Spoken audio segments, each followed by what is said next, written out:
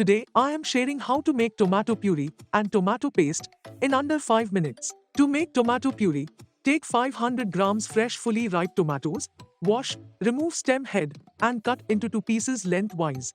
Arrange these pieces with the inner side laid against the pan base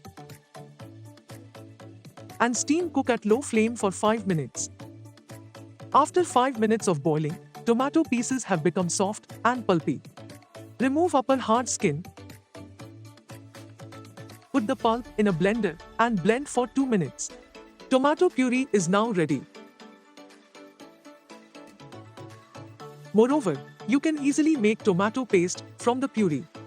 Pour puree in a cooking pan, add 1 tablespoon sugar and half a teaspoon salt and cook for 15 minutes at low flame.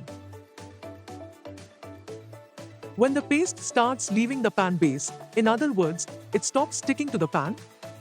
When cold, pour into a jar and keep refrigerated for long-term use.